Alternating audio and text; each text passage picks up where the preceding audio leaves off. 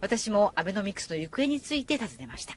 Let's talk about Japan. This is the second year for Abenomics. What do you think about that?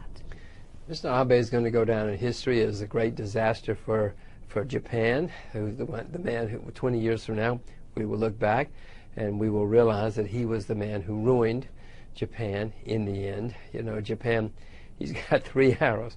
The third arrow is going to be in the back of Japan and is going to destroy Japan. You cannot revive a country or an economy with printing money and debasing your currency. That has never worked in the long term or even the medium term. And building more and more debt. That has never worked. Let's talk about Nikkei. I remember the last interview in 2013 in May, you said you wouldn't be surprised if Nikkei is going to be doubled. But it didn't double. The last I didn't mean it's going to double in May. It takes a while for these things to happen. What I was really referring to, that it might go to from 7,000 to 20,000 would not surprise me at all.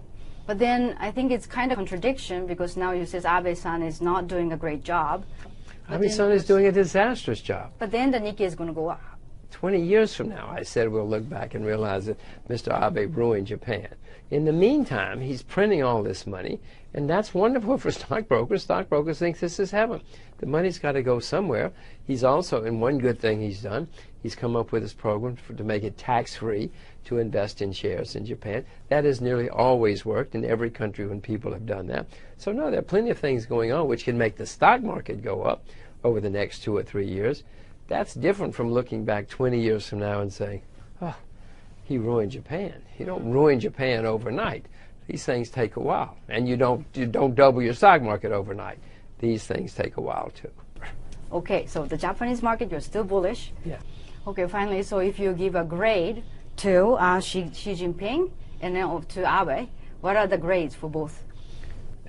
Mr. Abe gets an F, and the Chinese get probably a B at the moment. Wow, And in 5 years, you can ask me again. 日本だけでなく、アメリカをはじめ世界の量的緩和には否定的なジム・ロジャーズ氏。5年後と言わず、今年中にもう一度と取材を依頼したところ、次回は東京でとのリクエストがありました。アジアを拠点に世界の相場を見つめるアメリカ人著名投資家ジム・ロジャーズ氏。今年後半までに日本の、そして世界の見方は変わっているのでしょうか。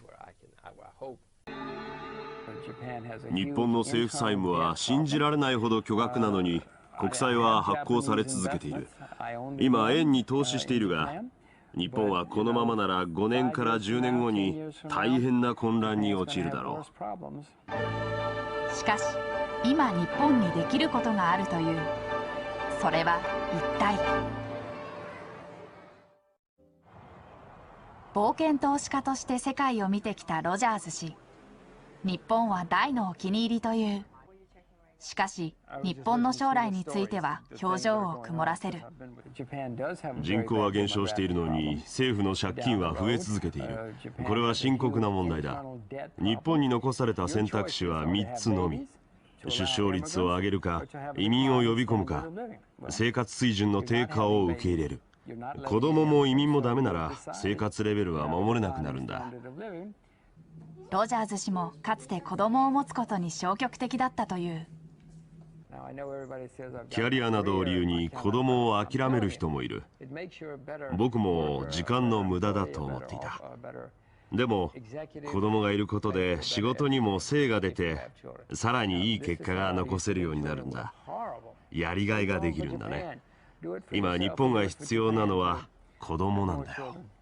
The thing that was shocking for the Japanese viewers of this program was you are so pessimistic about the Japanese future.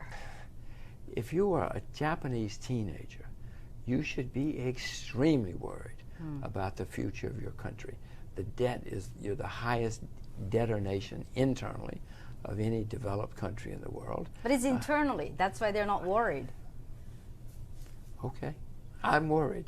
The debt's going higher. The population's going down. Right. You have foolish politicians, in my view, foolish politicians.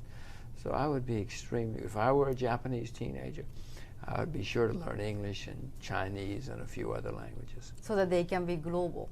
So that they can be much more global. You know, in 50 years, Japan's population is going to be down dramatically. This is not Jim Rogers saying. This is ask the Japanese government. So what's going to happen? The Japanese government's going to say, "All right, we're not going to pay." You think that's going to be good for the Japanese and the Japanese pension plans and insurance companies and banks? No. I mean, none of this is good.